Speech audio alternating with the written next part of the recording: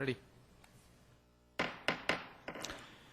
This is a regular meeting of the City Council of the City of Victorville, and the City Council sitting as the Library Board of Trustees, Southern California Logistics Rail Authority, Southern California Logistics Airport Authority, successor agency to the Victorville Redevelopment Agency, the Victorville Joint Powers Financing Authority, the Victorville Water District, and the City Council performing the housing functions of the former Victorville Redevelopment Agency.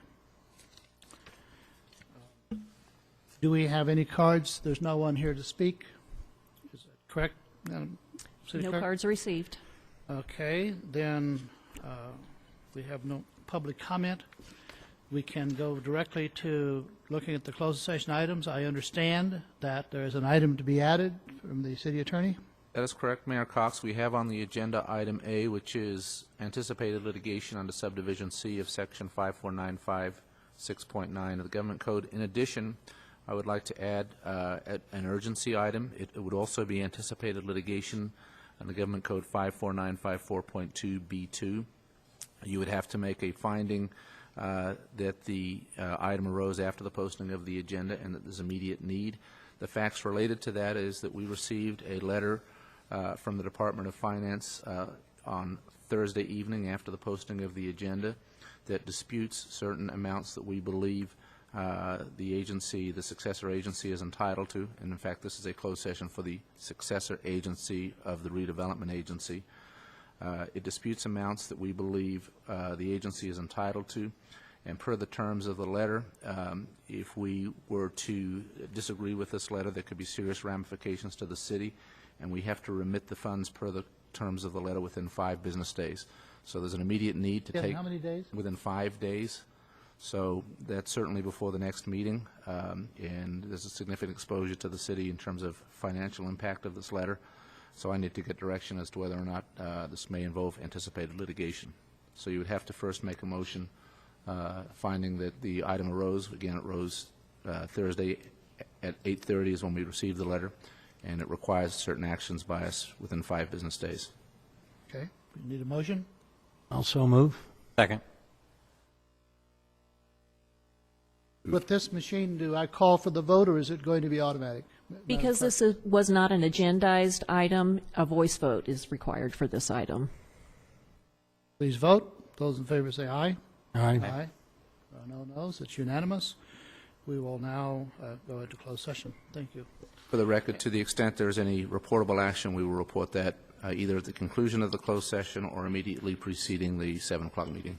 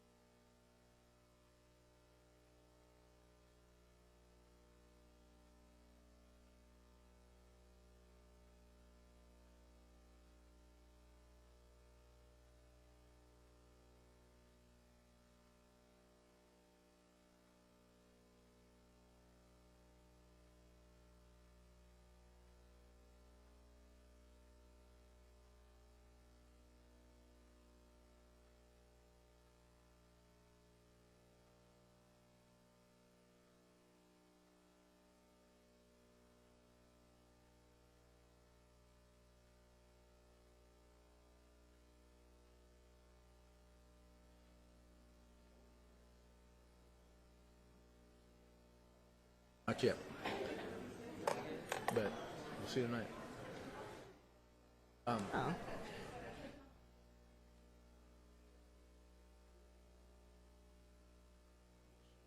Yeah, exactly. Rational wisdom.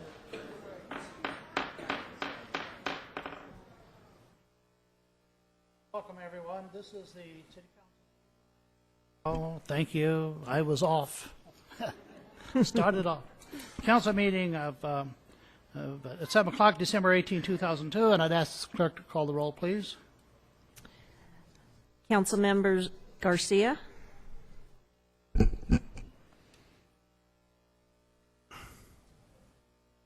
Here. Here.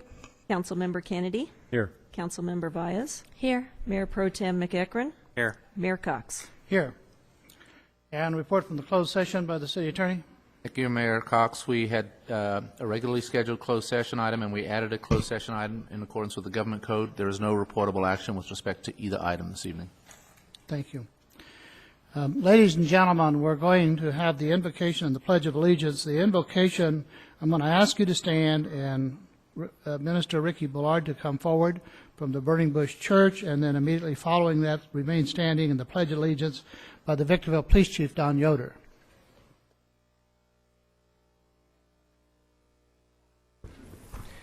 Thank you. As we bow our heads, Father, again, we come to you with an open heart and with loving minds, thanking you for all you've done for us. We thank you for the blessings on our community, how you blessed our children, how you blessed our churches, how you blessed this great men and women here today. We ask right now that you would touch them right now, Father God, as they govern over this city. Clear their minds, Father God, and present what you would have them to present. We ask that your spirit would run rampant today and heal the hearts of those who have been wounded this past week, Father God, from all the tragedies. But yet, during this holiday season, we find joy in giving you praise for your Son, Jesus. We thank you, Father God, for blessing our minds to be here on one accord, Father God, for the governing of your meeting place, Father God, in this house. We reserve this right now and give this house to you. Bless the mayor, Father God, him and his family. Bless all his council members, Father God, all of those that are in charge. Give them strength and courage to stand for you, Father, as we give you praise and give you glory. In the mighty and matchless name of Jesus we pray. Amen.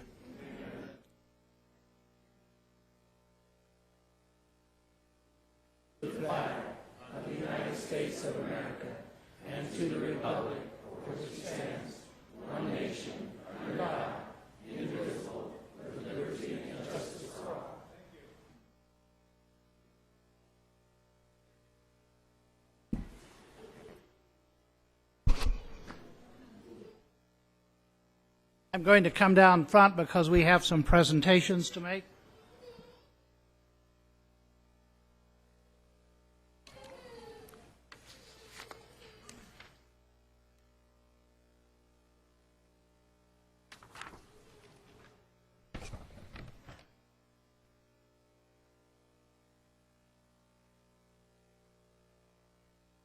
We have 4 presentations to make, and I'd like to ask if Corey Elder showed up. Is he here? I know it's bad weather. He's a young man. This is a certificate of recognition that we were going to present, and this was going to be presented by our council member, Angela Vyas. If he is not here, we're going to move on. If he shows up, we'll try to do it later, possibly at another time, because we certainly have this for him. The second presentation we have is Mr. Lionel Dew, President. While he comes forward, this is in recognition of the school bus driver Veronica Torres and Good Samaritan Don Mason regarding the Galileo school bus incident. This was requested by Lionel Dew, and we want to thank him for that. During the course of transporting 40 Galileo Academy students, bus driver Veronica Torres acted quickly in avoiding a 30-foot U-Haul truck. The skills demonstrated by Ms. Torres resulted in lives saved. Her quick attention and action is deserving of this recognition. And these are the presentations. Veronica Torres, would you come forward, please?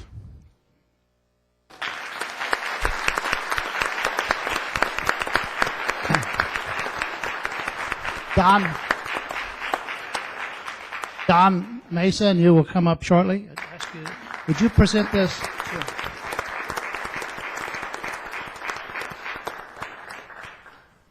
Good evening. I'd just like to say a few words as relates to education. Being a former trustee for the Victor Elementary School District, I recognize the fact that our nation is experiencing national tragedy. But as individuals such as Veronica perform these acts of unselfish acts every day on behalf of our children. And on behalf of the Victor Elementary School District and our superintendent, Jan Gonzalez, I want to extend this recognition to you.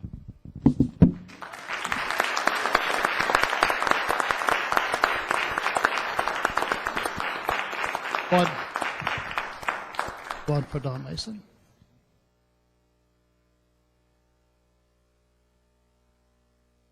A round of applause for these individuals. Thank you.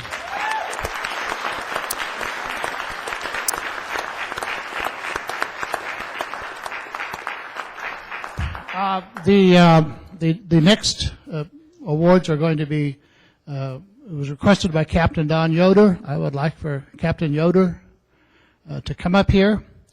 And the police department has focused on a DUI enforcement, trying to limit the number of alcohol-related deaths that we've had in 2011. As of December 17, 2012, 436 DUI arrests have been made.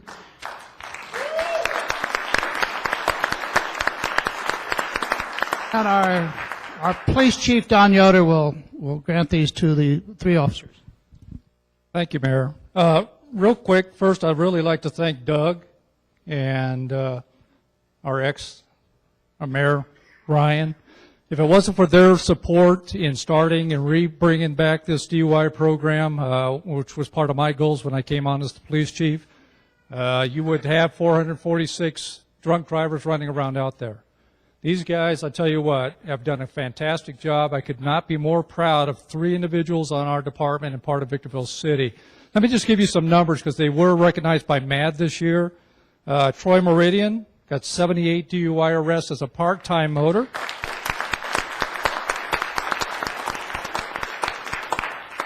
Pedro Pete Ortiz got 114 arrests in about a 6-month period.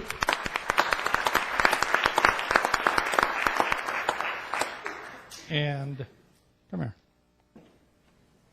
This guy right here was recognized for the county of San Bernardino as the top DUI arrest. How many did you get? 254.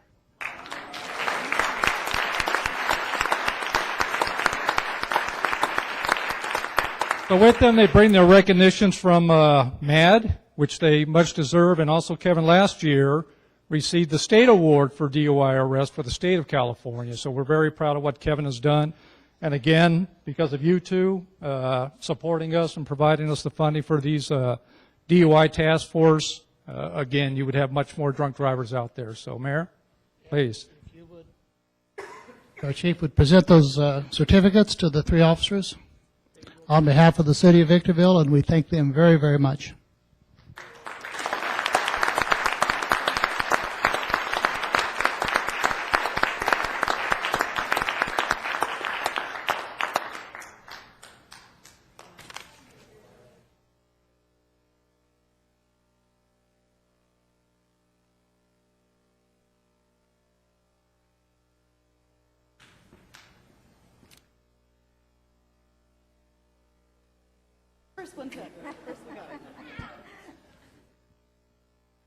And thank you again.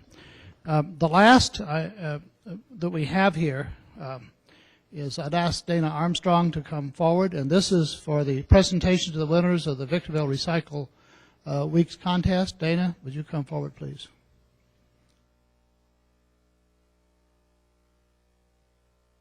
Thank you, Mayor Cox and members of the City Council. I'm here tonight. I'm going to take a few minutes to recognize the winners of the Victorville Recycles Week event. For those of you who aren't familiar with it, Victorville Recycles Week is sponsored by the City of Victorville Recycling Program along with Burtech Waste Industries. This year it ran from November 5th through November 9th. Victorville Recycles Week was started in November of 2007, and I always like to give credit where credit is due. It was the brainchild of Ro Ratliff, who worked for the recycling program at that time. She had a great idea to try and get the schools involved in recycling and spreading the word. So this was the 6th year that we've done this event. It's intended to increase awareness and participation in the city's various programs, and our focus is working with the schools. This year, some of the highlights from this year's events, we had 15 schools signed up to participate. Approximately 1,500 posters were entered in our poster contest.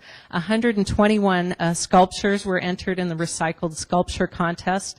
And I have to give a shout out to Morgan Kincaid, which just did more than half of those sculptures. It was amazing.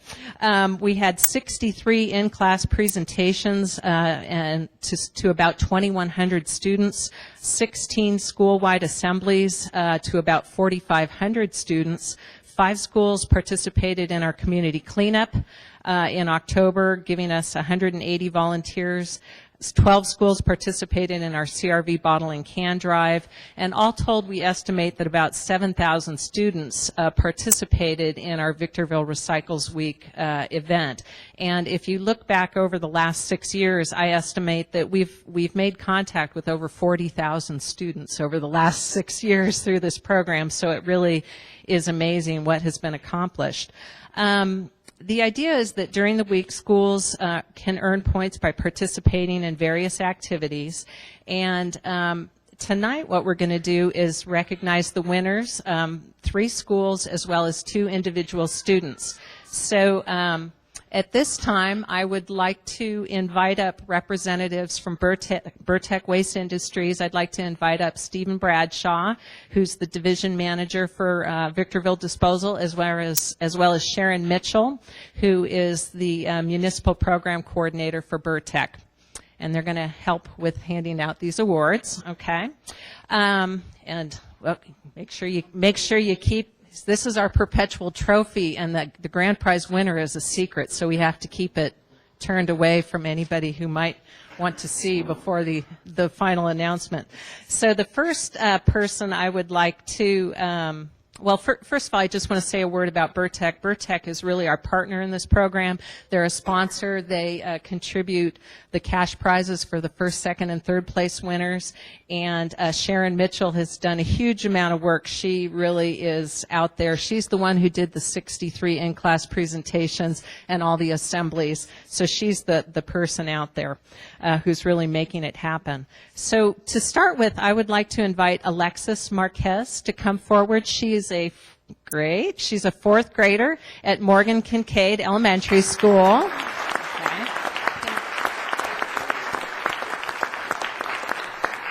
Okay.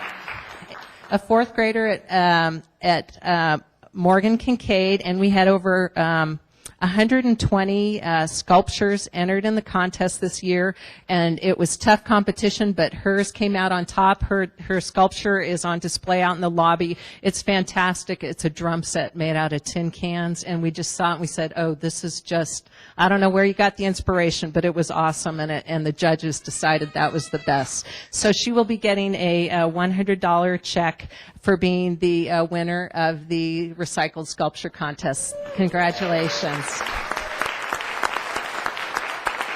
Okay, and maybe you could sit down. And now I'd like to invite Raylina Marin to come forward. She's the winner of our poster contest. Here she comes.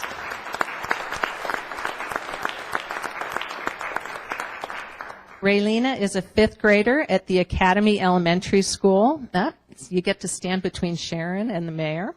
And there were over almost 1,500 posters entered in the poster contest.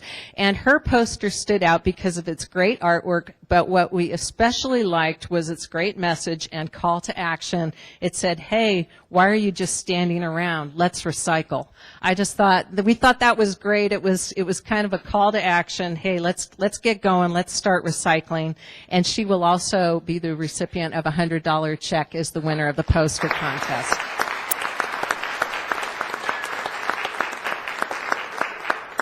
Okay, just a couple more things here.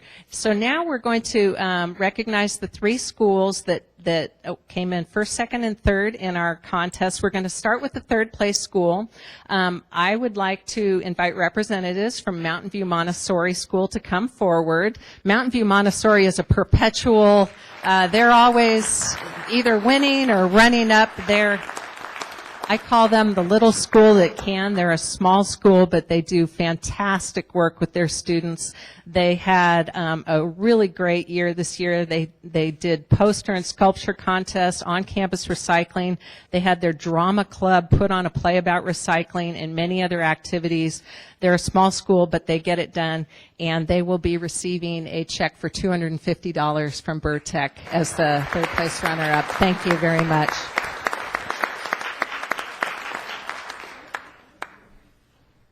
On to the second page, almost done. Okay, next we would like to recognize the second place school, and I would like to invite representatives from West Palms Conservatory to come forward.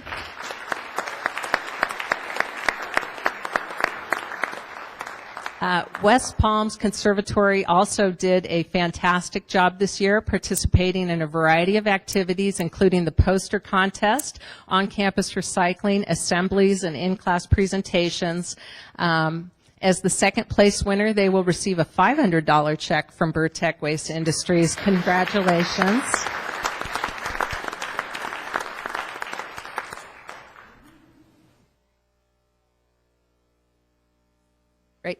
Great job. Great job, West Palms Conservatory.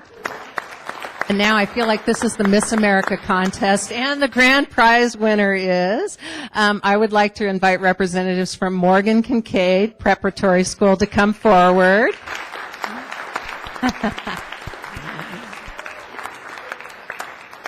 Morgan Kincaid did a fantastic job. They participated in the poster and sculpture contests. They had a huge team for the community cleanup with 91 participants from their school. They had 246 posters, 73 sculptures, scheduled 2 assemblies, 10 in-class presentations, a MRF tour, did the CRV and the newspaper recycling drive contest, developed recycling chants and cheers, developed an on-campus recycling plan, participated in the Keep California K-12 Recycling Challenge, and they have an on-campus recycling team, and you guys just, wow, kicked it this year. It was awesome. So congratulations, and Vicki, you're awesome. You're such an inspiration. So fun. So, and as the grand prize winner, they will receive a $1,000 check from Burtech Waste Industries.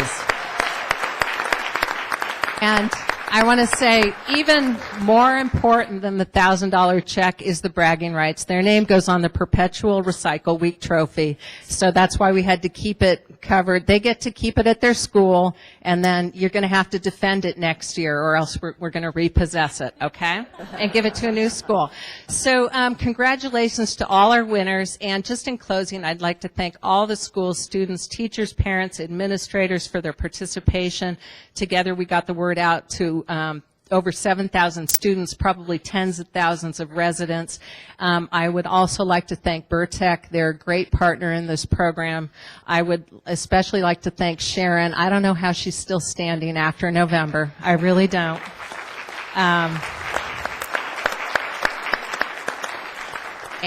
And that's it. So thank you very much, and thank you, Council and Mayor, for your time and letting me hog the microphone this long. Thank you very much. Thank you, and thank all of you that came tonight in the weather. And now we're going to go on with the meeting. For those who want to leave at the present time, feel free to do so. Just be quiet, because we're going to start our meeting. Thank you. Thank you.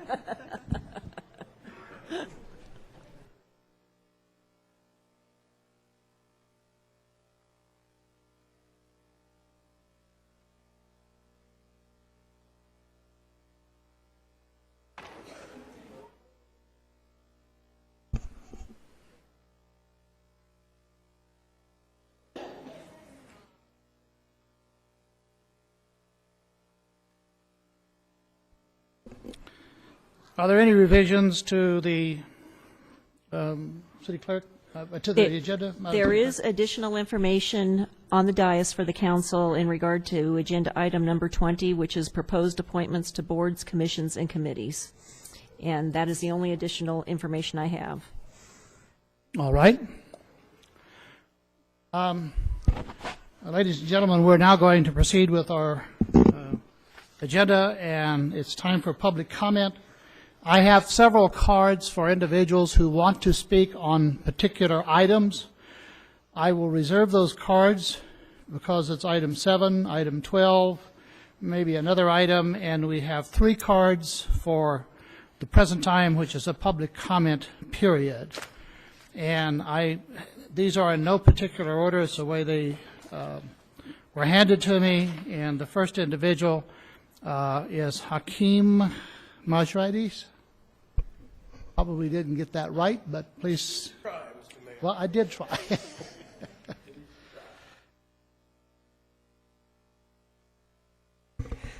Good evening, Mayor and Council. I just got to say this too. Baby, it's cold outside. Okay. I don't know. That's what I was listening to on the way here. First, I'd like to say happy holidays to everybody. And let me first publicly thank Mr. Rothschild and Mr. Cabrielas for their service, good, bad, or indifferent. They decided to get off the sidelines and get involved to make the city better. And I just wanted to say thank them for their service. The next thing I want to say was the last time I had the privilege of addressing the council, I talked about the ideal community. Now, some of you were here, some of you weren't here, and just basically I was talking about Victorville being that ideal community. What are some of the characteristics that we all see and would share as that ideal community? Obviously, something will be crime lower, faith-based being engaged, and just other things to make the ideal community. Well, I want to talk a little bit, still talk on that ideal community piece today. One other thing I want to share with you is a quote, and please forgive me, I forgot the book that I got this quote from, but it's kind of interesting. I want to share it with you. The quote is, "Perspective, use it or lose it." Perspective, use it or lose it. You guys are in an interesting position because your perspective is you guys are the decision makers. You guys see and privileged information that we don't know about, but you are acting in good faith, and we know that. The vast majority of people know that. But perspective, use it. You guys are in these seats, and what I would like to see more of is more engaging people who, I would say people who need the assistance and need the engagement. The way we make our community ideal is by engaging all aspects of the citizens. I have a personal vision of a mobile after-school program. I would like to see the city gather data on certain crime areas. I don't know, Old Town, Brentwood, other different areas, and trying to gather data, see where the problems are, and who are committing these crimes. Is it from ages 13 to 17 or different things like that? And then actually go to those communities, go to those neighborhoods in partnership with our friends from the faith-based communities, business leaders, our friends at the Chamber of Commerce, and let's see if we could go to those areas and see if we could engage our children in some mobile recreation programs. Basically, we would need to have a sheriff or a city car come down, bring some folding tables. I'm talking fast with my time. Bring some folding tables, some chairs, board games. You have 20 seconds. Okay, and talk and engage. I think that I'll make myself available for anybody who wants to email me and work with this. I would love to have some decision makers to make that happen. Thanks and happy holidays. Thank you. And it's on the agenda, but I did not mention, my apologies, comments are to be limited to 3 minutes per individual or less. I think all of you know that. The next card is from Pastor Al and Rhonda Zorn.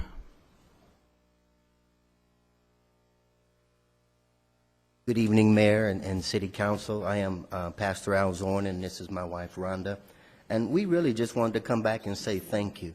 A month ago, you guys helped us with the zone change and the conditional use permit, and I think we had 3 meetings that we had to come to, and it was just a blessing to have you guys be on our favor, be on our side, and our desire is to be a high-impact church in this community, a church that we believe we can partner with the city to help things better. the city. You guys can't do it alone. We can't do it alone, and we all want to be the best, for our communities, for our children, and for the protection of what goes on around here. And as a church, we do pray for you. We pray for you on a regular basis. The Bible tells us to, but we also do that, and we believe in you. All of our leaders, our city attorney, we just thank you guys. We want to be a church that will make you proud, that you will be able to partner with when things come up in the city. We want you to be able to look at us and say, hey, we're here for you. So what we have done, we brought just thank you letters to you, as well as Christmas cards. We know there's 2 new council members, and we brought them for you as well. And to yourself, who used to be the mayor, we just, just appreciate you. We do appreciate City Attorney. You went to bat for us 2 times around, and we appreciate that, and as well as the Assistant City Manager and City Manager. I understand, and we just thank you for it. Thank you. You're welcome. Can you give me some?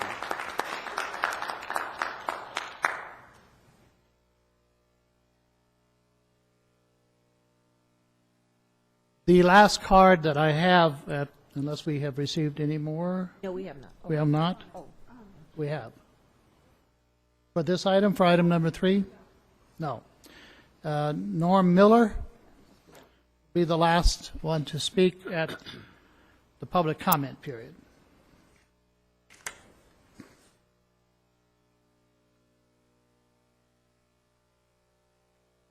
Good evening, Mr. Mayor, council members. I've been up here before on this off and on, and I've been having problems we have with our property. When they decided to put in topaz, we told engineering that we had problems with the way the water was going to flow, and they went ahead and did it anyway, the way they planned it, which I understand that. But the problem we're having now is on a good rain, not today's type, but on a good rain, the water is flooding our property. It's coming over the curb, and the curb we have was put in there because we complained, because originally they didn't put a curb in there. They just left the swell of the dirt. And so they said they were going to put in a Caltrans curb, which I guess means it's a 45-degree angle rather than a 90-degree angle. Oops, sorry, 90-degree angle. But anyway, not this rain, but the one before, the water came over again, and it's flooding out about 10 of our trees. And I think the main problem is it always takes out the basins that we have built around the trees because they're only dirt.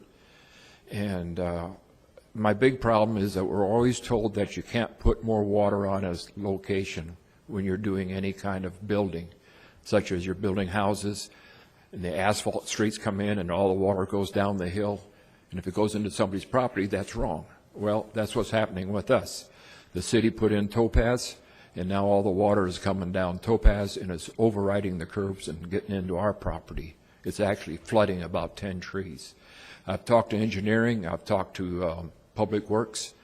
I was told that the swill of the street, which I think means the angle of it, is on the wrong side. All the water comes on our side of the street rather than on the eastern side of the street, which there is no housing or anything on that side at the present time.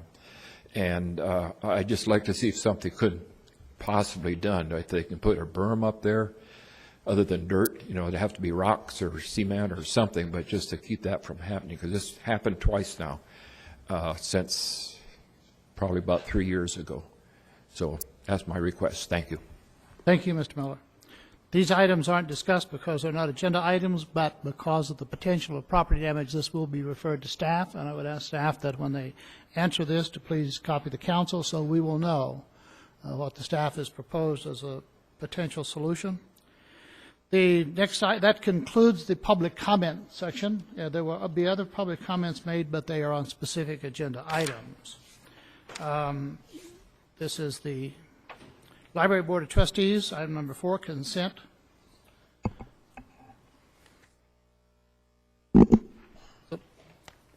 Is this a receive and file, Madam Clerk? This is an action item, actually. It's an action item. Yes. Motion by Councilmember Kennedy, second by Mayor Pro Tem McEachron.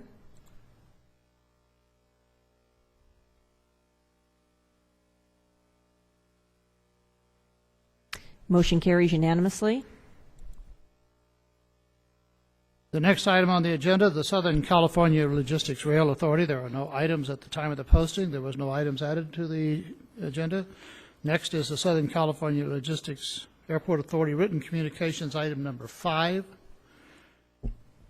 This is a request to approve entering into a standard sublease agreement between the Boeing Company and the SCLAA for Building 717, and 2, approve an additional appropriation in the amount of $42,955.35 for lease and utility revenue. Is there any additions to this from staff or new information? No new information. I think we're just excited to continue to have Boeing as a tenant. This certainly furthers our relationship with them for 2 years.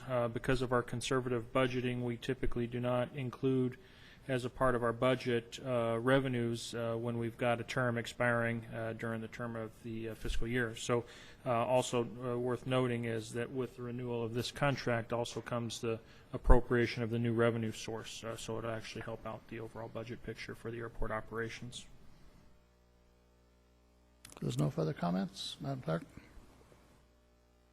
Motion by Councilmember Vyas, second by Councilmember Kennedy.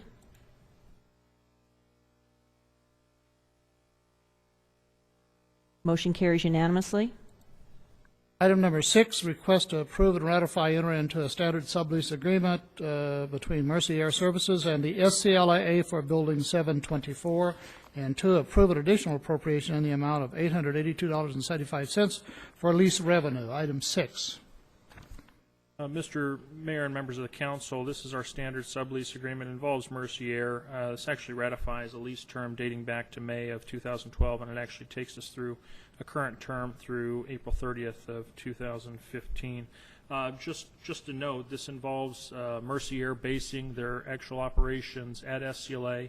They land their helicopters at SCLA, and they actually share office space. In fact, this building that we're leasing, it's actually shared with our ARF division of the fire department. So it's actually a pretty large facility, oversized for our current ARF operations. So we actually use the additional space to be leased out to the Mercy Air operation. Okay. Questions by council members? No questions? Motion by Councilmember Vyas, second by Mayor Pro Tem McEachron.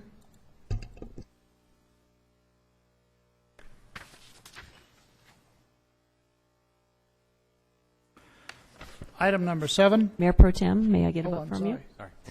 Motion carries unanimously. Item number 7, Airport Security Services. Item here. This is a recommendation that the council approve a general service provider agreement with New Way Security and Investigative Services in the amount of $204,299 annually. Mr. Metzger, a brief report on this, please. Mr. Chairman and members of the board, one of the critical elements in running the airport operation is managing and developing your security program. We certainly have a number of valuable assets, including aircraft, a lot of extensive property to protect. We also have FAA guidance and rules we need to follow with respect to providing a safe and secure airport operation. For some time now, and this has been a fairly long time coming, getting this item before you, staff has been looking at and assessing the security needs, first starting with the security company that is currently providing services, and really determining very specifically what we need going forward. And we've certainly expected and desired a higher level of service than what we've had in the past. So over the course of the last several months, we've been working extensively to develop a good criterion in evaluating whether we contract for security service or we actually internalize. For this purpose, we decided that for now the best course of action to keep our security posture strong is to contract with a very finite term. I believe this contract is for 2 years. But in the selection process, we actually followed the city's standard purchasing process as a professional service bid, much different than if we were trying to procure a contract based upon a price associated with public works. So among the criterion, there was 4 criteria, actually 5 criteria. price being not one of the selection criteria.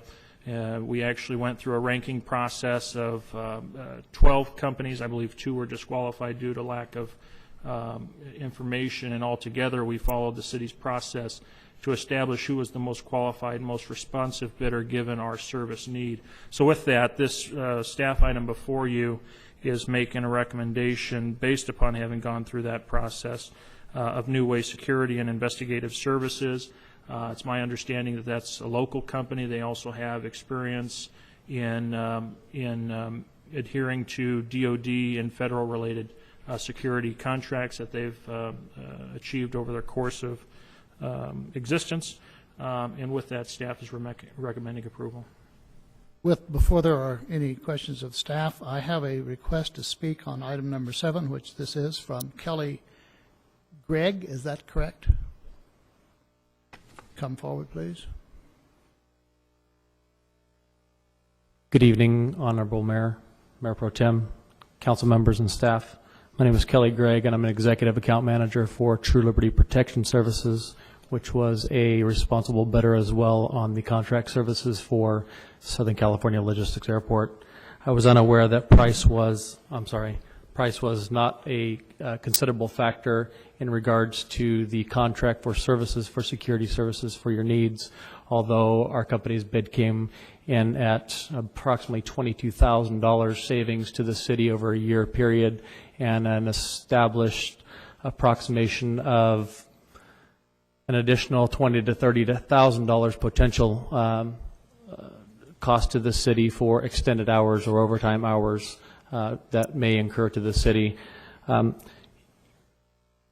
Again, realizing that the price was not an issue for the city, I just wanted to open up dialogue possibly with city staff, with us being a new military-owned, veteran-owned company to this area with roots and foundation to this area for 41 years and 68 years of combined service among our staff. We would just like to know if we can have dialogue with the staff at a later time, obviously, regarding potential document recommendation, or I'm sorry, document requests. I see on the back of the page here that we are entitled to look at documents as long as we do so during normal business hours, and we did request to see some documents that way that we can make sure that we're on the same page as what you guys are looking for in security service needs, and possibly in the future for services with the City of Victorville. Thank you. Have a great holiday season, and thank you for your time. Well, Mr. Gregg, thank you very much for your comments. I just want to clarify one issue really quickly. This was an RFP, not a bid normally for infrastructure. Mr. Attorney, just brief distinction on the both, because I know people had heard here was a proposal that was less. That sounds like a less bid. Why didn't the city take the bid? It's not a bid, it's an RFP, but just briefly, so this is clarified for individuals. That is correct, and my understanding, Keith, correct if I'm wrong, this was done in accordance with the requirements of the city's adopted code, going through an RFP process. This is not your typical bidding process as such. That is correct, and I think just for the benefit of the council and members of the audience, in going through the process, once we did obtain the bids and started reviewing the proposals, the 4 primary selection criteria were approach to perform services. That was number 1. And number 2 was past experience on similar projects, which was very important to us, especially as it related to how they would do or conduct services for our airport. Professional qualifications, and certainly we go through a questionnaire process to determine their qualifications, and then also their availability to perform. So it wasn't an arbitrary review of these applications. There was a defined criteria that 3 members comprising a selection committee went through, and of course ranked among all of the bidders, ranked them accordingly and made a recommendation based upon those criteria. But I want to thank you, Mr. Gregg, for bringing that to our attention, and I assure you the dialogue will continue. Thank you.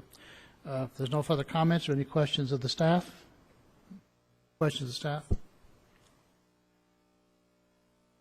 Motion by Councilmember Kennedy, second by Mayor Pro Tem McEachron.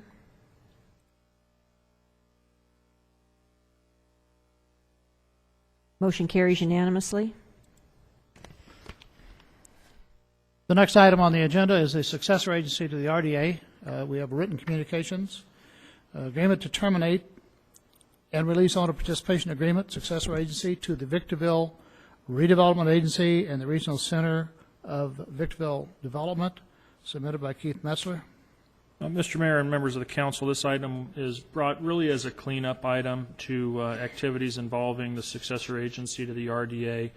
Back at the time when there was rumors and discussions concerning the eventual dissolution of the RDA, certainly before the bills were passed, us, along with a lot of other communities throughout the state of California, were scrambling to find ways of trying to protect assets from the dissolution process. Unfortunately, in this case, what we did do is enter into an agreement where we thought we could transfer the development responsibilities and the ownership responsibilities to a nonprofit organization. The RDA, in its existence, actually approved that owner participation agreement. The agreement was never actually affected or acted upon, largely because as we started moving forward and the dissolution bills were passed, it started becoming as clear as it could be that this action taken by the previous RDA is likely not going to pass the test with respect to protecting or preserving assets from the dissolution process. So that being said, this item becomes a cleanup item because it was approved. It's actually negatively affecting title on the assets that are subject to the dissolution. So accordingly, before transfers by the successor agency in disposing of real estate assets, we need to clean up title, and to do so we need to actually cancel the original owner participation agreement and therefore releasing the responsibilities in that agreement. Thank you, Mr. Metzler. The recommendation is to adopt resolution number SA-12-007. If there's no questions of staff. So the Please, department. I'm sorry, we do have questions. Go ahead. So the Department of Finance, they oversee this, right? Or they will approve it? I mean, because we approved something that is not working out, so we're actually rescinding that. That's what we're doing tonight. That's correct. Okay. And now what we're doing tonight is the Department of Finance going to approve of that? Yes, this was an effort by the agency at the time to try and protect assets of the agency. At the time, the bills, we didn't see what the draft of the legislation was going to be like. What the state of California did in their legislation was add provisions that actually clawed back to transactions like this that predated the actual date of the bill. So under the legislation as drafted, they could claw back. This is actually consistent with what the Department of Finance wants us to do. So. Yeah, and just adding to that, we call it the ROPS. It's a Recognized Enforceable Obligation Schedule. This is an agreement, for example, that is not recognized or approved as a part of the ROPS process. So therefore, there shouldn't be any issue with respect to having the Department of Finance coming back and saying that, in fact, they want this agreement in place. It would actually be counterproductive to the DOF's efforts. Understood. There's a motion by Mayor Pro Tem McEachron, a second by Councilmember Kennedy.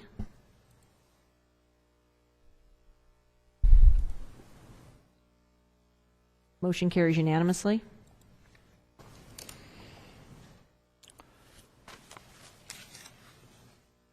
The next item is item number, lost track here, number 9, consent calendar for the Victorville Water District. This is a request to release labor materials. But let me read it. Subject to release 100% of labor and materials warranty certificate of deposit. Desert Springs Apartment Project. Any questions? Motion by Councilmember Kennedy, second by Mayor Pro Tem McEachron.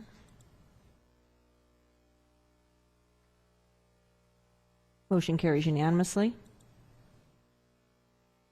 Also on the Water District, item number 10 on written communications.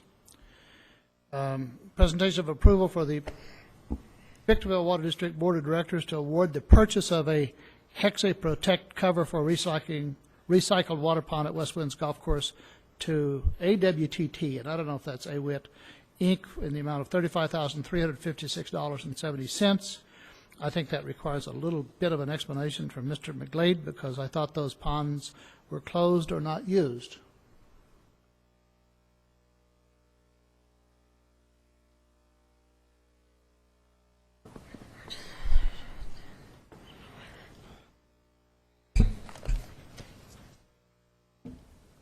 Good evening. Can I ask a question before you start? Is this a conflict of interest for me, for Victor, since I work at Victor Valley Wastewater?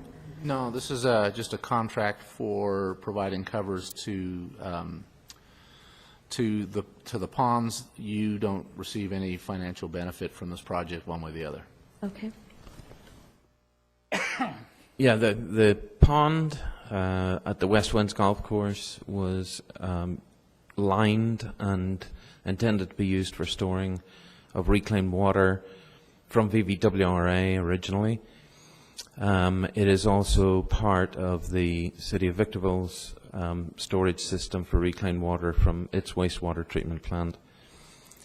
In selling reclaimed water to the High Desert Power Project, they have had complaints about algae growth in the pond water, and this cover would eliminate the algae issue. It's basically a cover that floats on the surface of the water, and as the water level goes up and down, the cover follows suit and prevents the growth of algae. Okay. Any questions of Mr. McGlade, council members? There are no questions, Madam Clerk. Motion by Mayor Pro Tem McEachran, second by Councilmember Kennedy.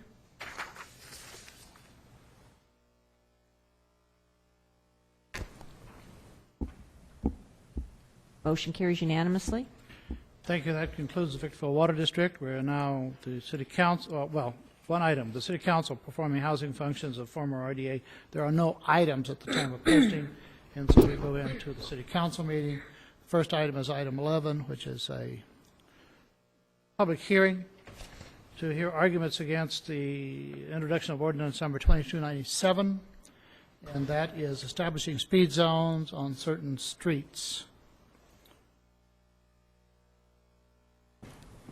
Questions of staff? If there are none, I'm going to open the public hearing first on this and then ask her if there's any questions of staff. Public hearing. Anyone who has comments, please step forward.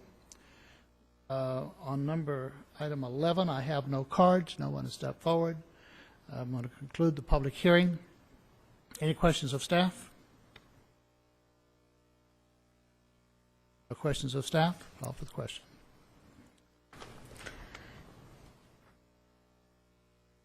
I'll read the title, Mr. Mayor. Ordinance number 2297, an ordinance of the City of Victorville establishing speed zones upon certain streets in said city and amending Section 12.20.020 of the Victorville Municipal Code entitled Decrease of State Law Maximum Speed on Various Streets. There's a motion by Councilmember Vyas and a second by Councilmember Kennedy to waive further reading and introduce the ordinance.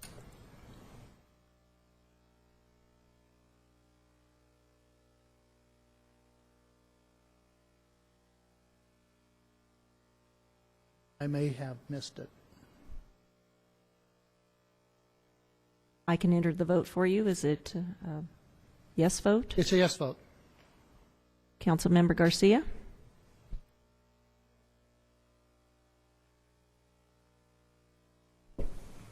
Motion carries unanimously.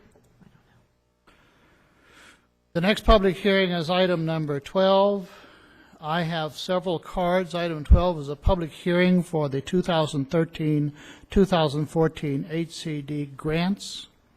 And at this point in time, the City Council is going to conduct a public hearing to receive citizen and agency comments regarding the city's needs and strategies for the 2013-2014 annual action plan.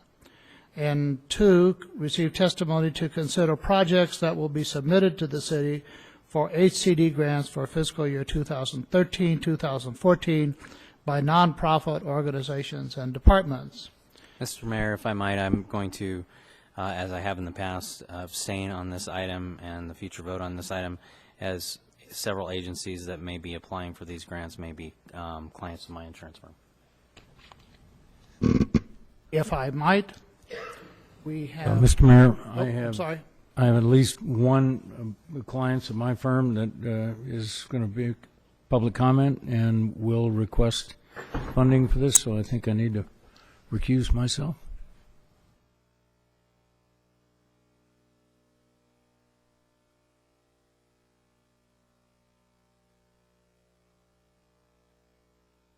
Before I open the public hearing, any other comments? I'm also read the cards, and then individuals hopefully will come up as these have been received. I put them in no order. Phyllis Overall, Deborah Davis, Jody Connolly, Richard Hawkins, Galen Dang, I hope I have that right, Cassandra Block, Midge, and I'm sorry, Nicosin, I hope that's correct, and Greg Barnes, and if you individuals would come forward and then give your presentation, but also give your name. Hi, I'm Phyllis Overall. I'm with the Desert Rocks Film and Music event. We would like to apply for the Community Development Block Grant. For those of you that weren't able to attend this year or have never even heard of us, we had a festival in May, and for those of you that have the program in front of you, on the inside I have paper clipped some comments about from people that, a good cross-section of people that attended the festival from all different countries, a lot of different countries, as well as some information about the Sundance Film Festival. I don't know how many of you are aware of that festival.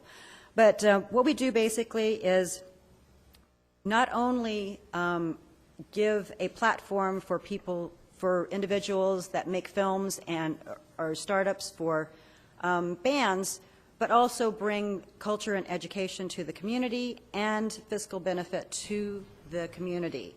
At least that is our hope.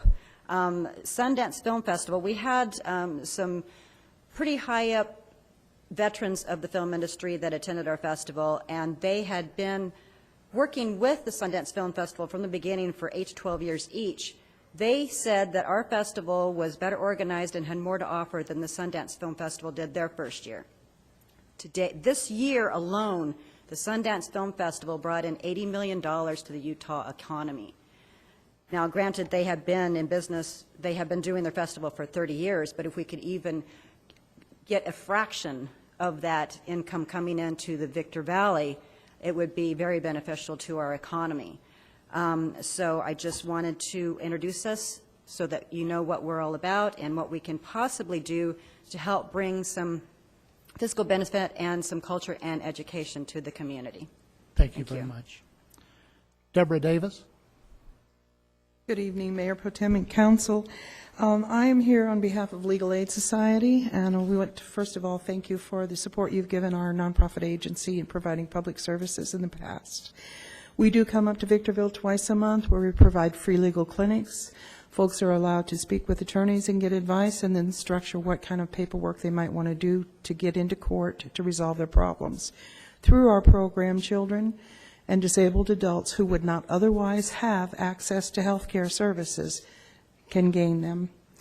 Parents and other relatives who need access to minor children and need to stabilize and receive income can address these things. We are one agency that allows your residents to address numerous issues at one location so that they can solve their own life problems and remove the burden of needing public support from the city. We know that the restraining orders that we establish also save your sheriffs and your police. They are less vulnerable when they go out to a site and there are orders in place and they can merely enforce them. We want to continue this partnership. We will be offering an application in the future, and I'd like to know, for those of you who are not aware of us, that in the last 2 years, we have 2 full grant years. We have served over 200 and some individuals, yielding benefits to the 3.4 members in each household throughout the city. We want to continue this, and I have brought letters offered by various clients to indicate that We are serving real people. With your permission, I'd like to give that to the city clerk. Please do. And if you have any questions, I'd be happy to answer them. Thank you very much. Thank you. Thank you. Next speaker, Jody Connolly. Evening, Mayor and council members. I'm here to give my personal testimony in the need for the Legal Aid Society. I'm an active client, and without them, my life probably would not be as it is. They've given me the strength to go to court, to fight for custody, and to get the dissolution of my marriage.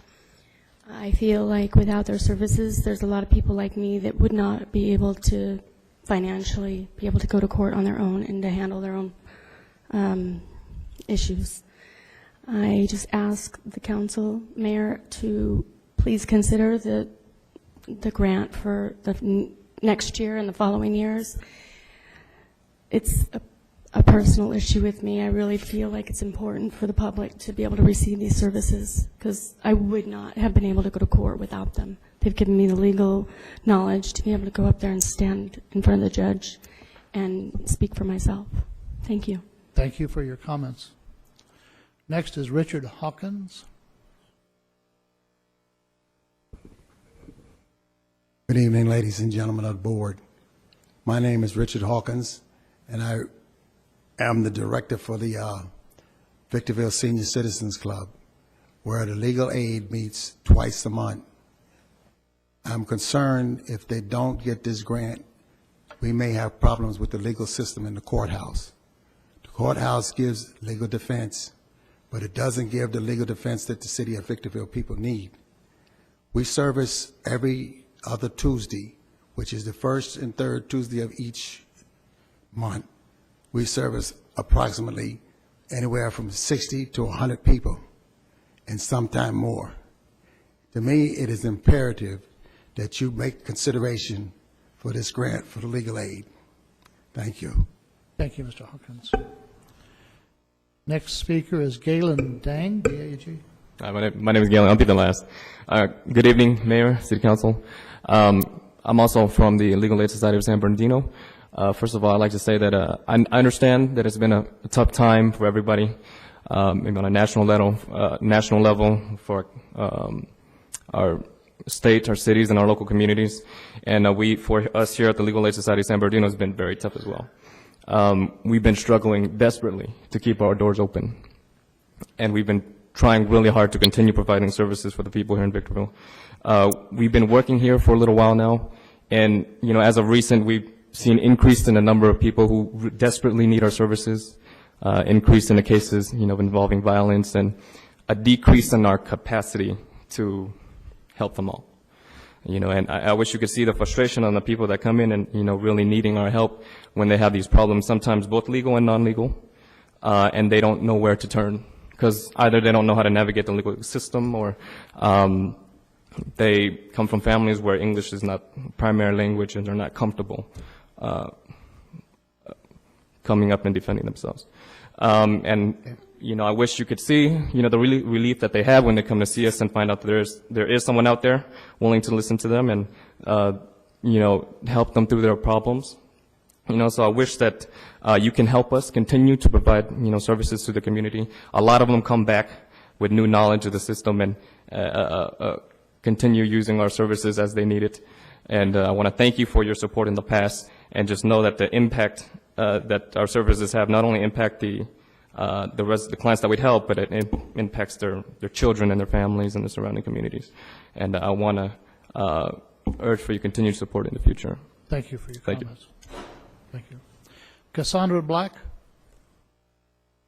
Good evening, Mr. Mayor and council members.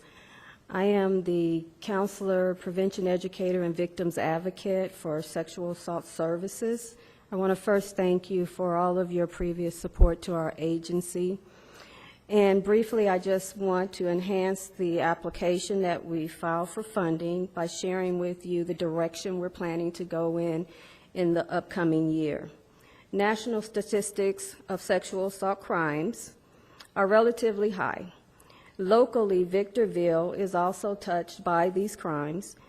The Victorville office can provide up to 100 counseling sessions a month. So without a doubt, intervention is important and necessary for our Victorville community. We all agree that the world, the community, would be much better off without sexual assault. So prevention is the key. So we continue to examine where we can improve and how we can be more effective by passing more information on to our community to help minimize the possibilities of sexual assault. So this year we have begun and plan to continue programs that involve the parents and the children.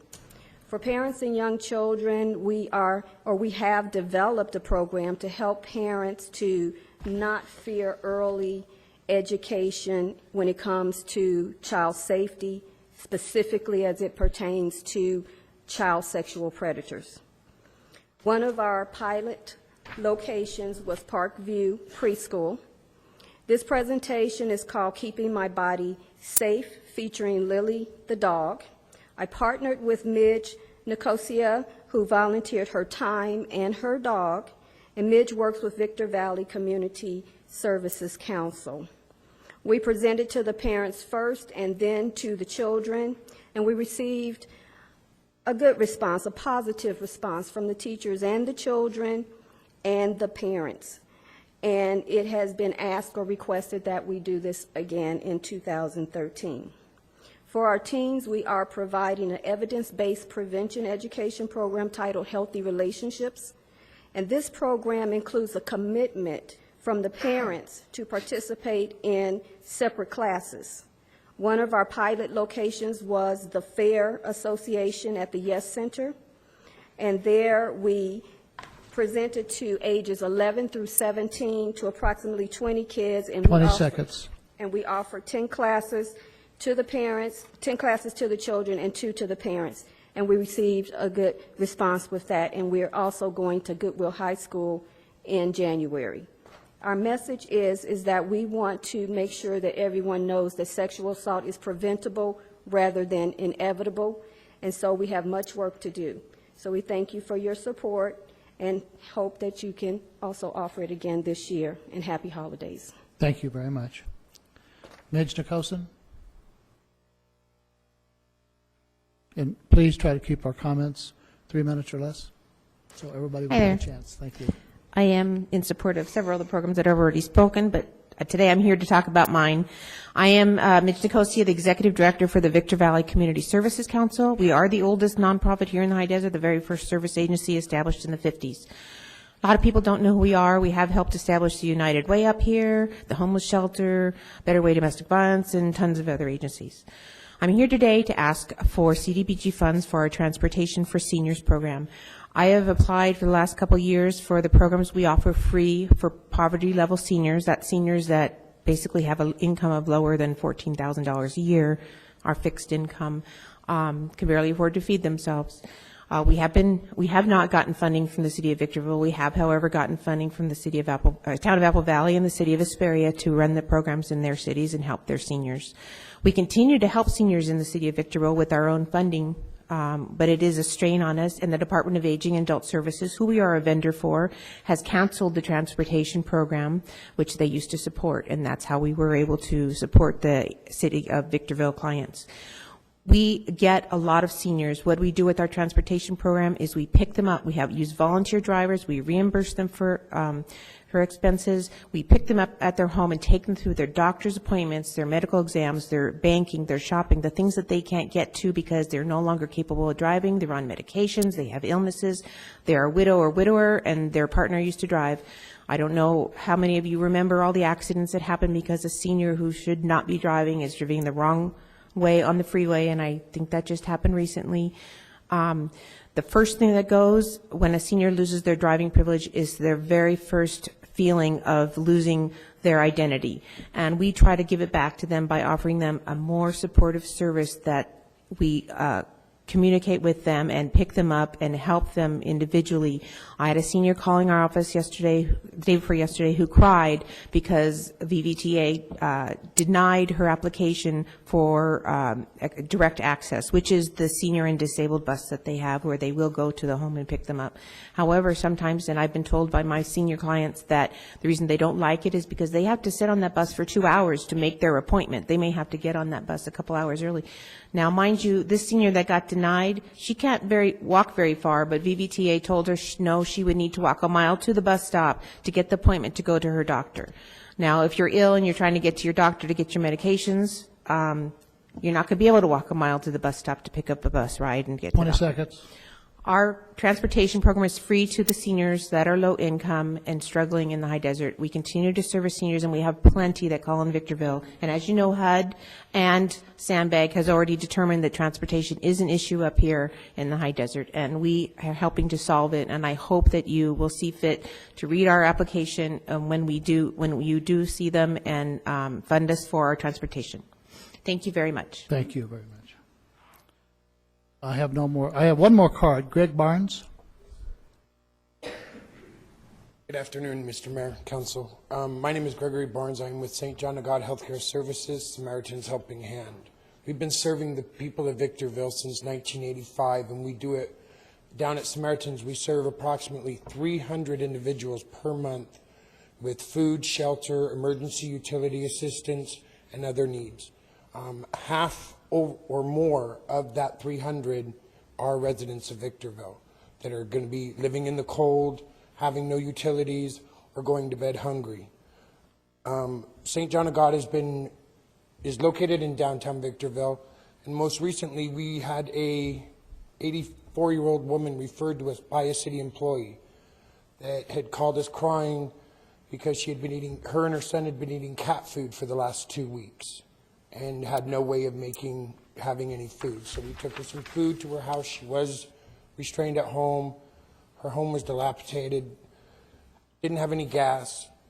So we are coming to you in hopes that you will assist us helping the City of Victorville residents by applying for the CDBG grant funds. We do work with other agencies.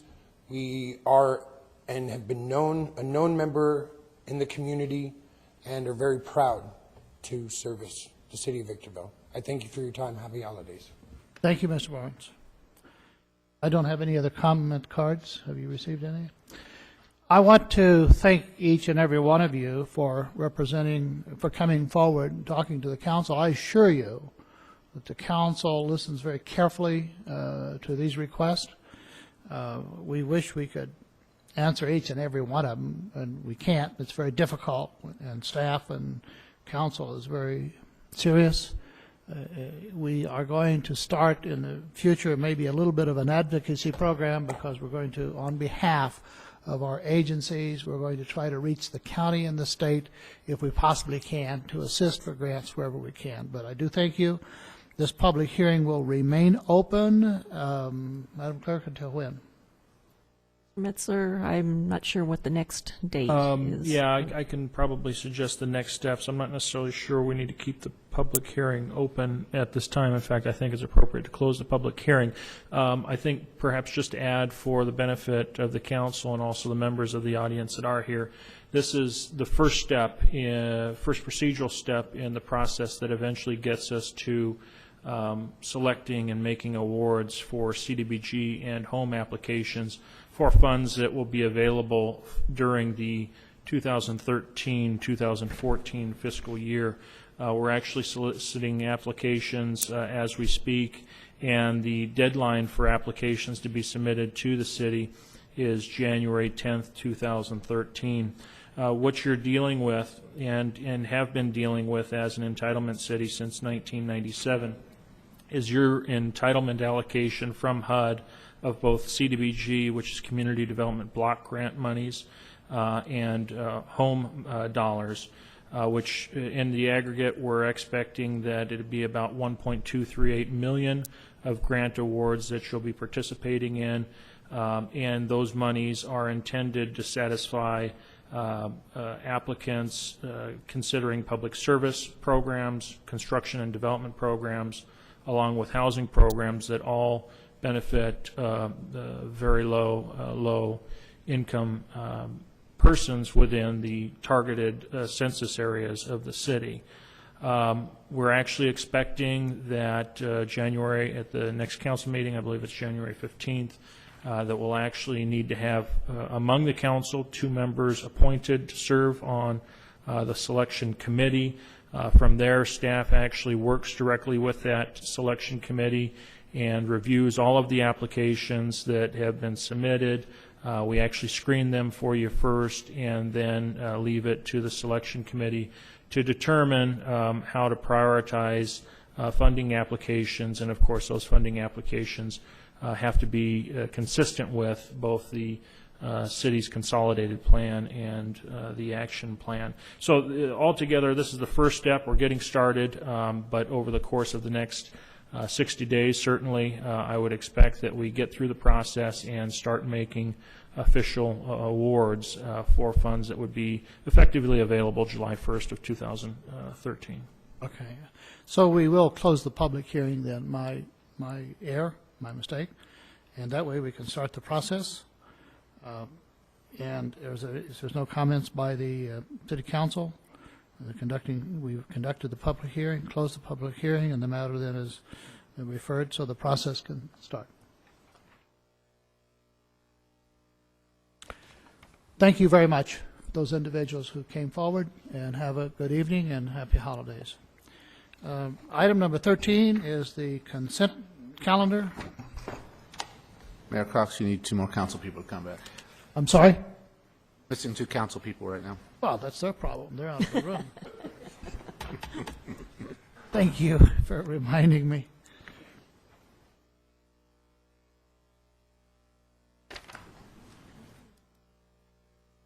Yeah.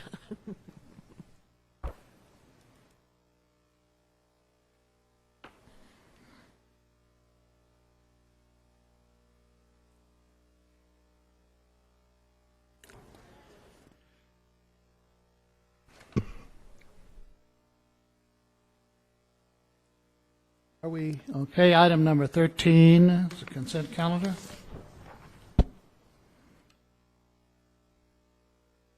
Motion by Councilmember Kennedy, second by Mayor Pro Tem McEachron.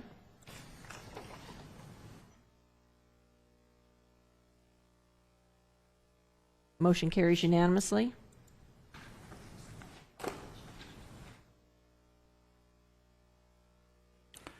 Item 14 is a presentation with a request to adopt resolution number 12-066 entitled a resolution. Oh, I'm wrong? Oh, I'm sorry. I thought somebody said no. No. Okay. A resolution of the City Council of the City of Victorville hereby authorizing the Director of Development to submit an application for a CAL Recycle waste tire enforcement grant and to execute all grants-related operations. Execute all grant-related operations. Item 14. Motion by Mayor Pro Tem McEachron, second by Councilmember Kennedy.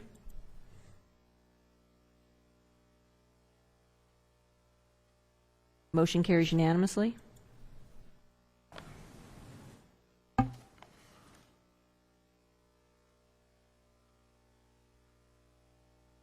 (15) is a written communications from our Director of Public Works and Water.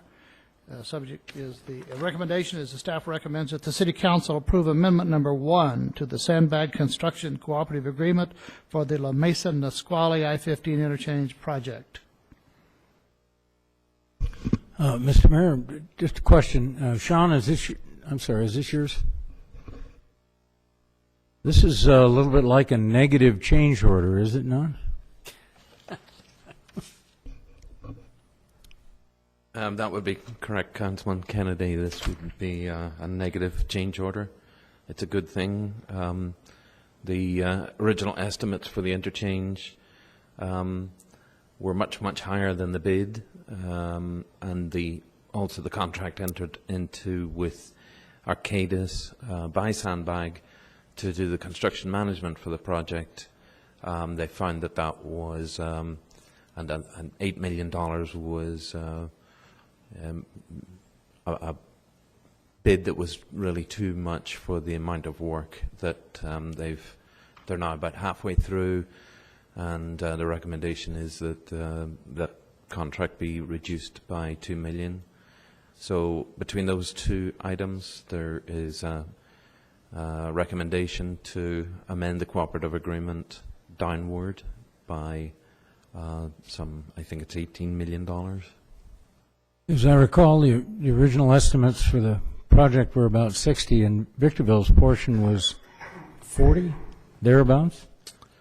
Victorville was always on the hook for half of the construction cost 30? of the interchange, yes. And we are now where? 20? Off the top of my head, let's see. $21,894,324. Thank you. Approximately. Off the top of his head. It's helping you out, Sean. Well done. Who gets credit for that? You? No. He wrote the staff report. I just read it. Yeah. Thank you. No further comments? No further questions? Motion by Councilmember Vyas, second by Councilmember Kennedy.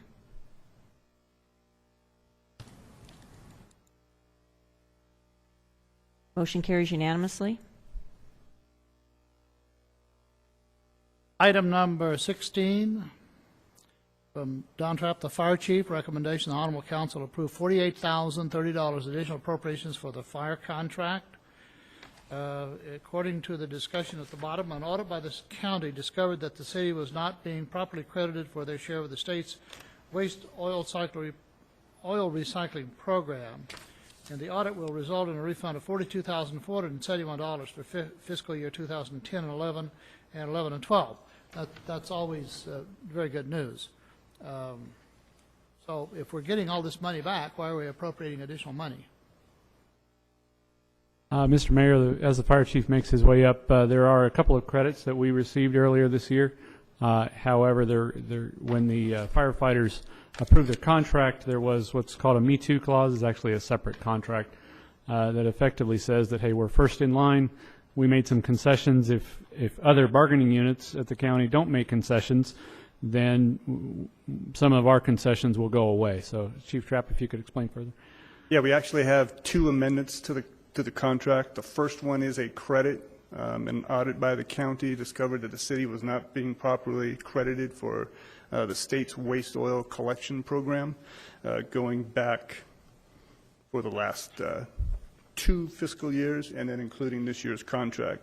So in that, the city does get a refund check of $42,471 for the previous 2 fiscal years, and a reduction in this year's contract of an additional $26,392. So that's amendment number 1 to the contract.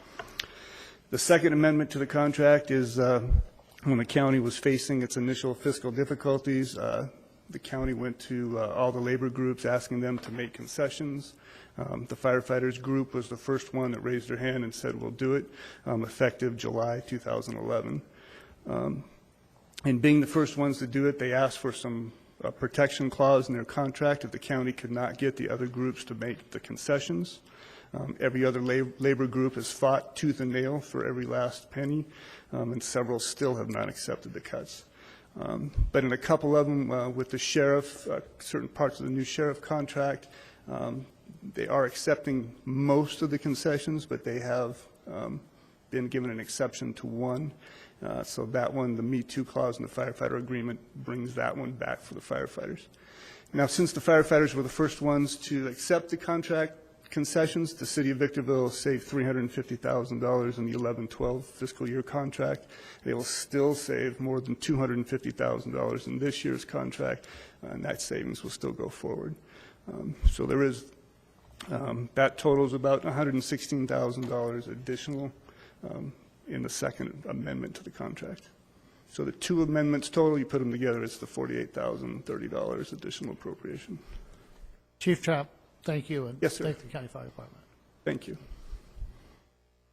No further questions? Thank you.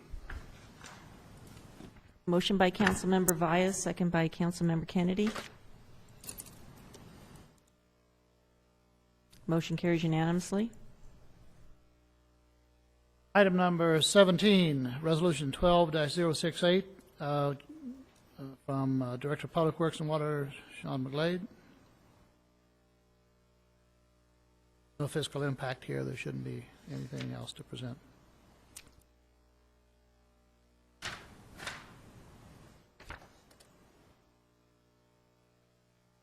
Motion by Councilmember Vyas, second by Councilmember Kennedy. Motion carries unanimously. Item number 18, again, Sean McGlade, Council Policy CP-10-02 is attached. It's a proposed council policy. Recommendation that the City Council approve. Proposed Council Policy CP-10-02A. Questions of Mr. McGlade? I'm struggling with this recommendation. So we're going to be getting the developers, letting the developers off the hook for property that they own. They don't have to pay for lighting.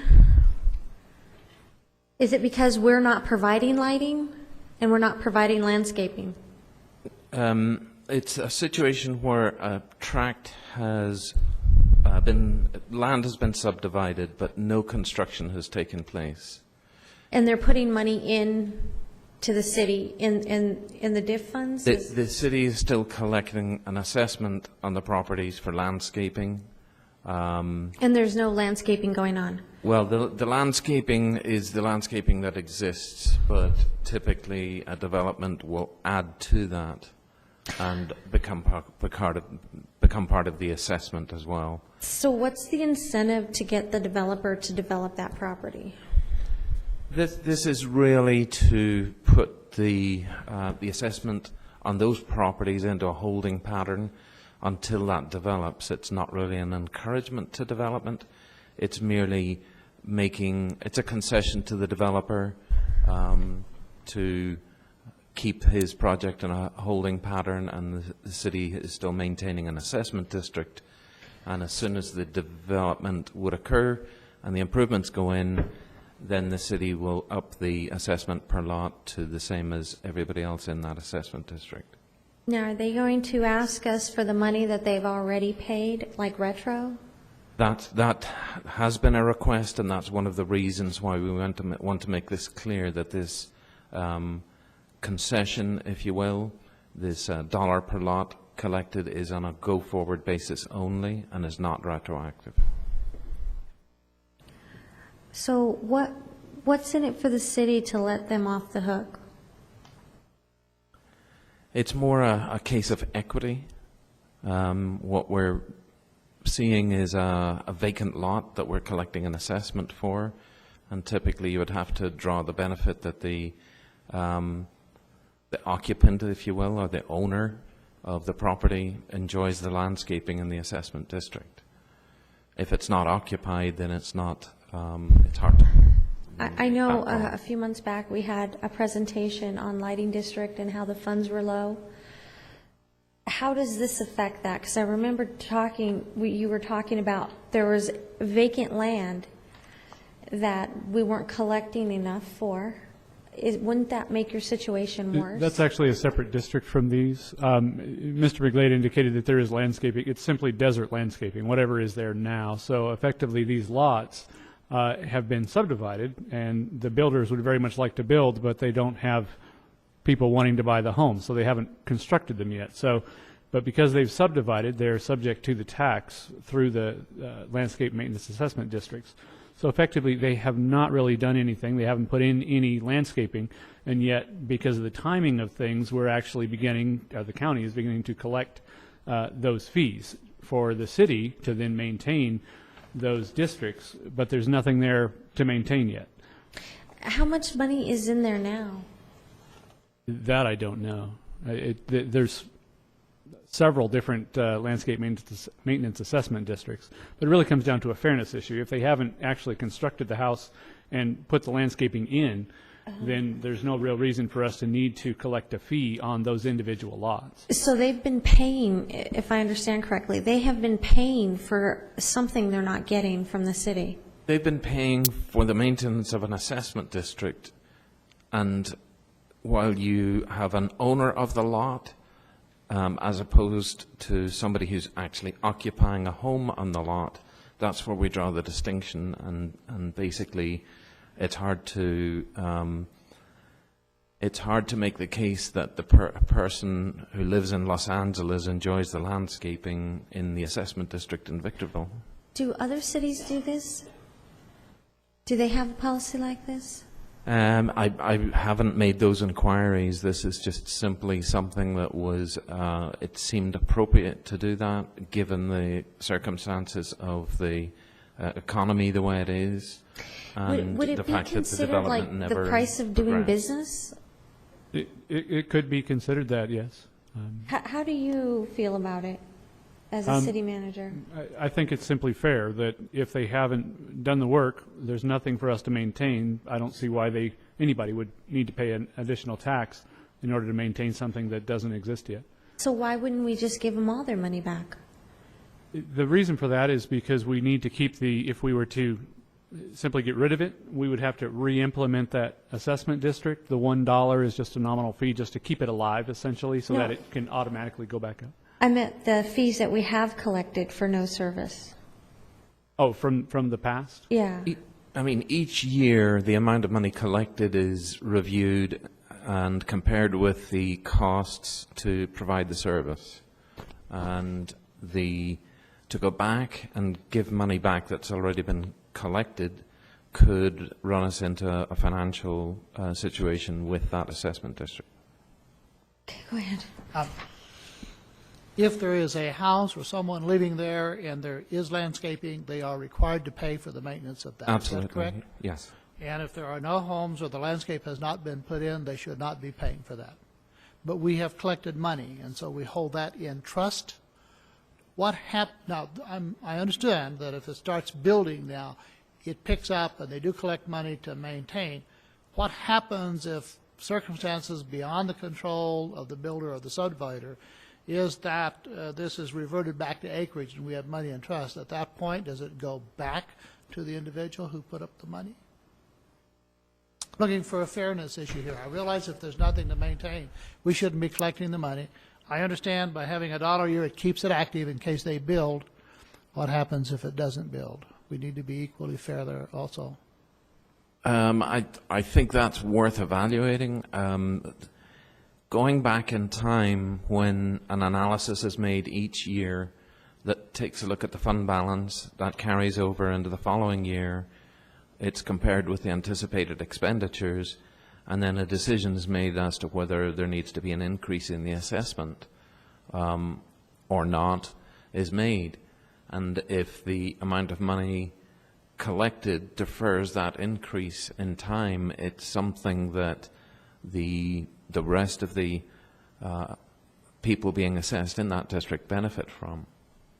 I think that Councilmember Wise raised a good question. If they're not receiving the services, we shouldn't be charging. But if they're receiving any services at all, they should be paying their share. Does this do that? Yes, on a go-forward basis, that's exactly what we're talking Bring about. this back to the council annually for a review? Each year there is an assessment district. The engineer's report is brought to City Council for approval. So any previously collected funds may very well have been spent on the landscaping that does exist somewhere else in the district. So if we were to try to calculate some sort of a refund, we would potentially go negative on those funds because it's done on an annual basis. Thank you. Thank you. I don't have further any questions, council members? Okay, this is a recommend that the council adopt policy number CP-10-02A.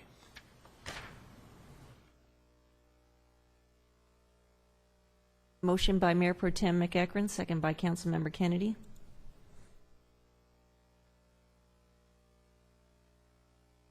Motion carries unanimously.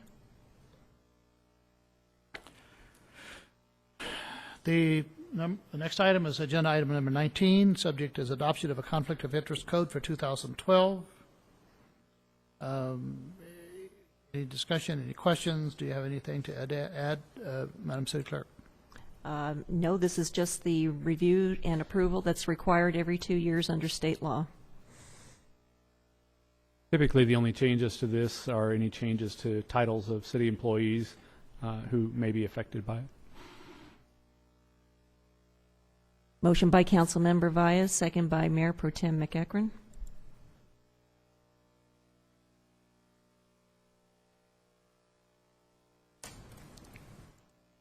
Motion carries unanimously.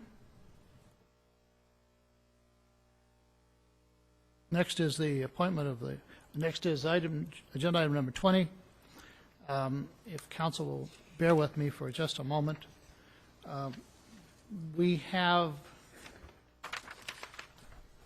find this, the Community Services Advisory Committee appointments, which are nominations, and Mr. McEachron would have a nomination here, or a new or existing. Former council members Rothschild and Cabrianos have been replaced by Mr. Cox, Ms. Garcia. I don't mean they've been replaced, but you know how that works. And therefore, the nominations exist for those members. That is the first item, the legislative review. And talking with members of our council, we agree to continue that if there's no objections, so that we have time to review the role and agendize it at a later date. And then, of course, the last one, we got two parts, but the last one of this part is the Planning Commission appointees. And again, the new members have the right to appoint, and also Council Member McEachron. So could we take those first? Is that agenda item number 21? That would be agenda item 21. Oh, I did. Well, I have it all together. So, okay, we'll do 21st then. On item number 20, if you will bear with me, we have two members here that are new.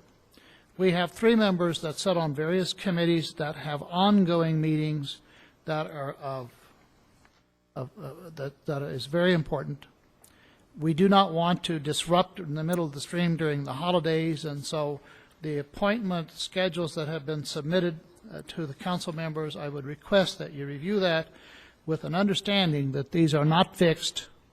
And even though we have elections for every 2 years, and even though we go through this each 2 years, that we bring this back in approximately 90 days, adopt this proposal as it exists, with the understanding that we have peoples with different obligations and responsibilities. And I'm certainly willing to give up my committees to other individuals for convenience, and I'm sure other individuals will want to talk about trading theirs.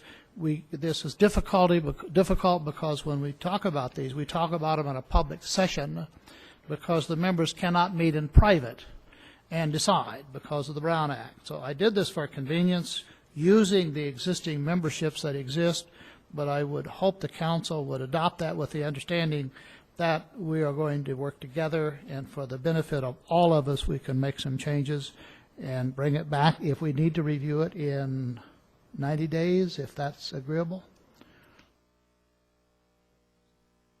Mr. Mayor, there's only one here that is an either or that doesn't seem to be, well, two, I guess. It doesn't seem to specify who's the delegate and who's the alternate, and that's the Sandbag Committee.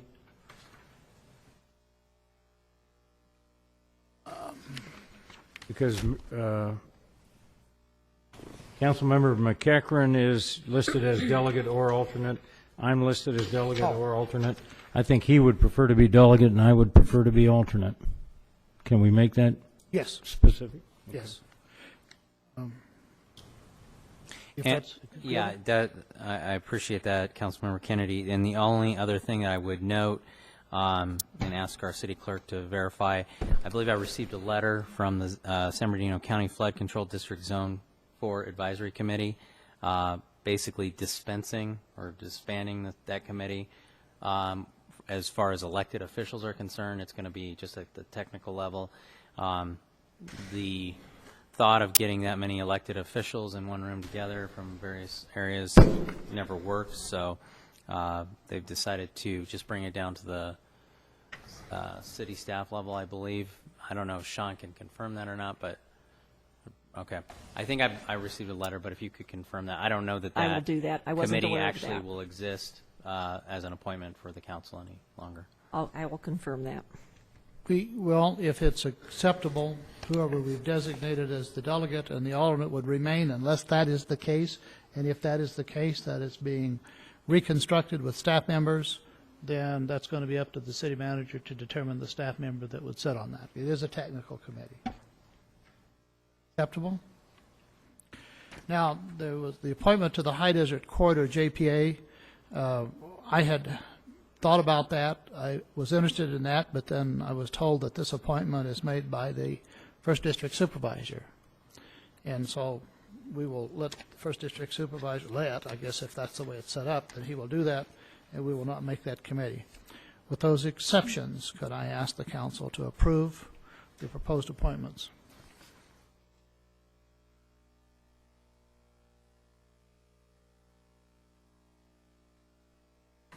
Motion by Councilmember Kennedy, second by Mayor Pro Tem McEachern.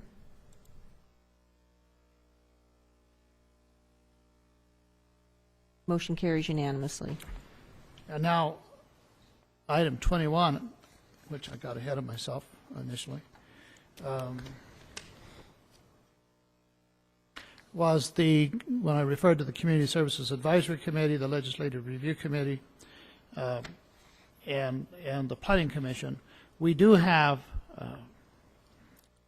we do have a member that was shown on the Legislative Review, and we have vacant positions, and rather than go into that, we could just, if we could just continue that one, please, for now, the Legislative Review.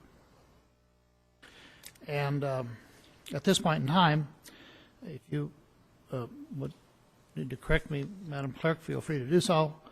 The individual members of the council then who have a right to nominate would nominate the members for the Community Services Advisory Committee. That's correct. They may either keep the current appointments or make changes either tonight or at a future meeting. If no changes are made tonight, then those current appointments just continue for another 60 days. I would like to, is this where I say it? I would like to appoint Hakeem, I can't say your last name, okay, yeah, that, to my Parks and Recs. Okay, since your vacancy is not a scheduled vacancy that automatically expires, I do need to post the vacancy for a period of 20 days. So we could place it on the agenda for January 15th. Okay. To make the appointment Okay. for Hakeem. Sounds If good. you could submit a letter of interest or a resume so I can put that with the agenda item. Thank you.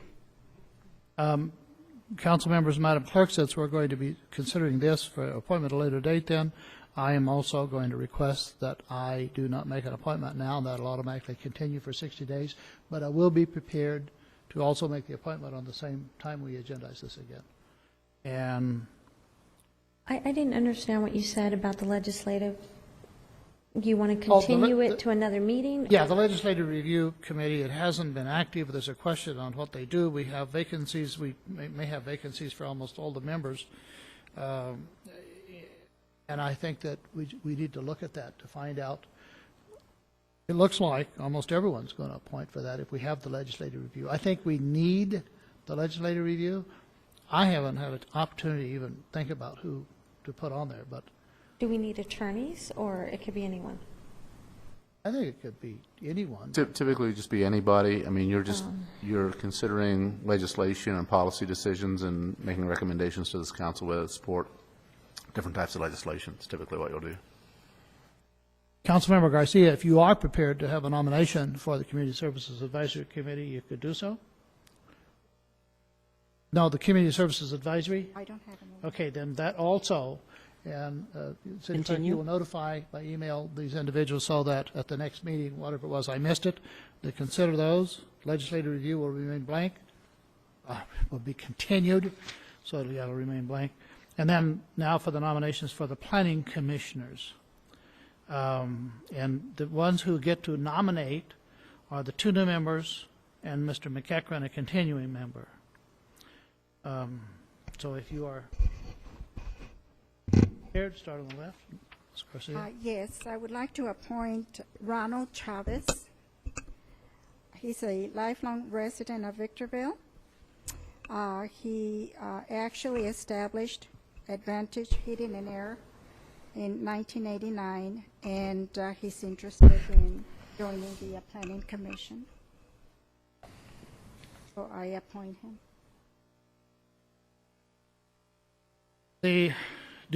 Madam Clerk, do we vote on these individually? Do we vote on them collectively? I'm not sure. Individually would be Individually. appropriate. If there's no other nominations you have a nomination, and therefore would we vote, would recommend a positive vote on, and I'm sorry, I didn't get Ronald's last name? Chavez. Chavez. And so we have it for the record, Councilmember Garcia, if we could please receive a resume or a letter of interest, so we have that on file for Mr. Chavez. Yes, I'll have that for you. Thank you. And a voice vote can be taken on this because there is not an item for each individual appointment. Those in favor, say yes. Yes. Yes. No opposed, it's unanimous. Mr. McEachran, I make a motion to reappoint Robert Bob Wilson to the Planning Commission. and that's your only nomination? That's my only nomination. No objections from the members of the council, ask to vote. Yes. Those in favor say yes. Yes. Yes. No noes, carries unanimously. My nomination for this, Larry Huber, has been involved for a long time, a member of the Planning Commission. I, especially now, would request that he be reappointed and carry on. I nominate Mr. Larry Huber. I have no other nominations. There's no objections. Call for the vote. Yes. Yes. Yes. Yes.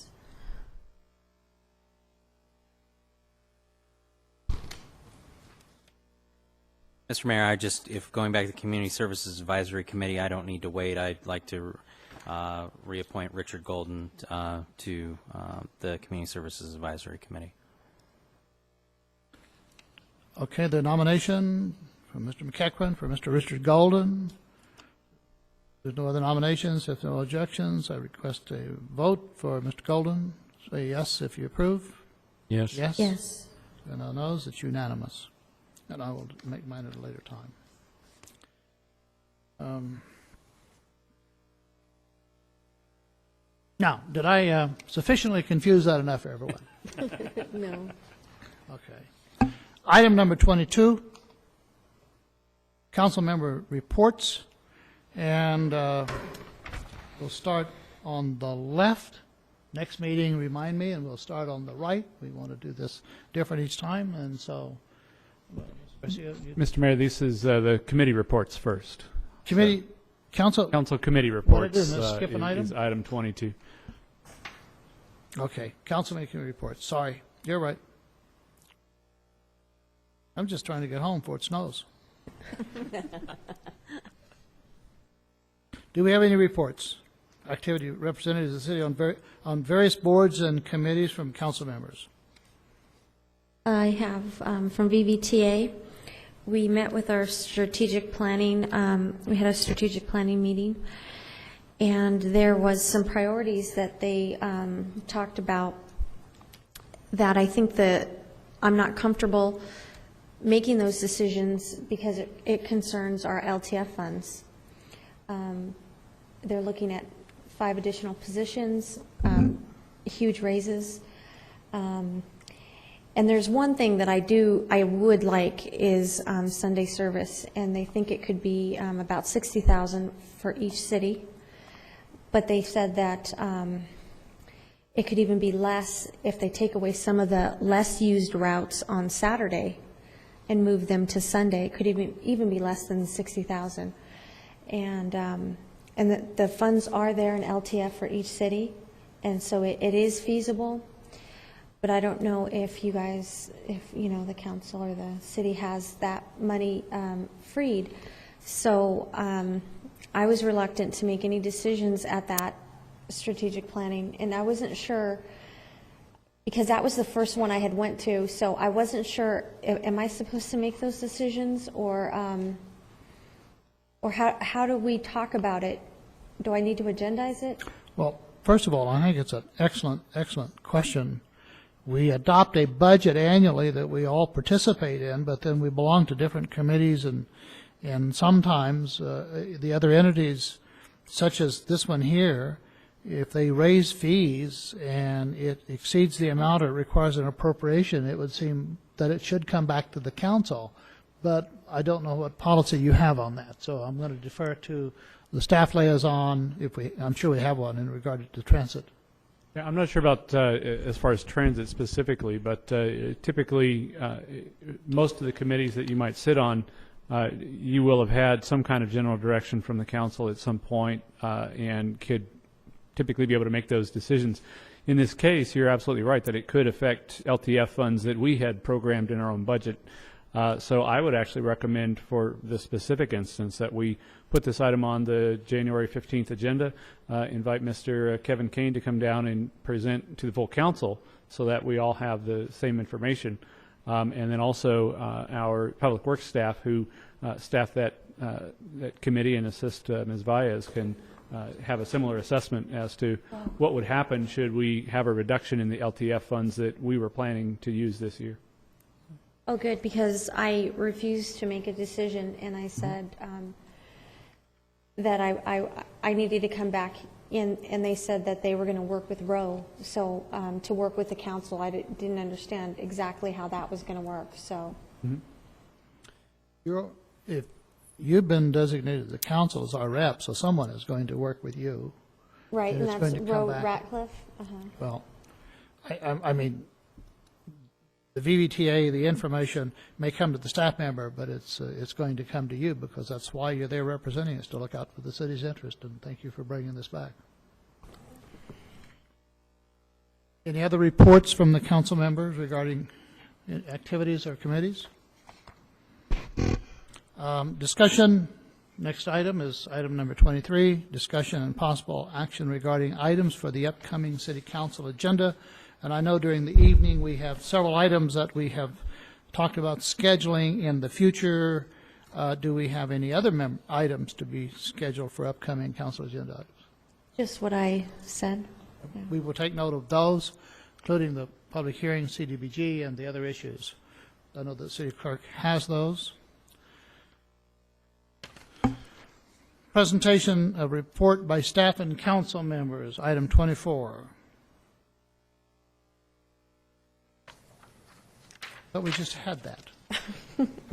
This is effectively the council comments, staff and council comments. I don't think staff has any additional comments for the meeting tonight. Well, that's what the agenda said, presentation of reports, so it's just council comments at this point.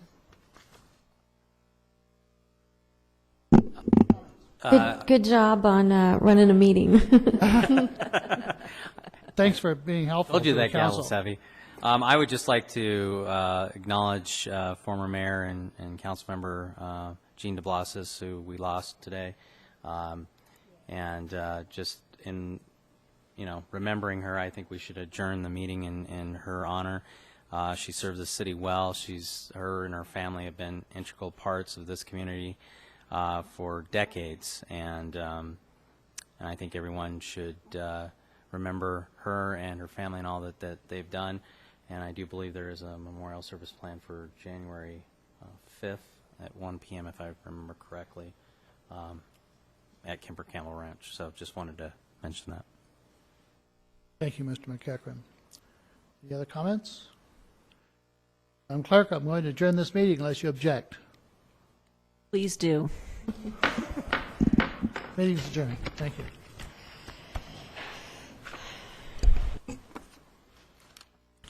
And I do want to thank the council for helping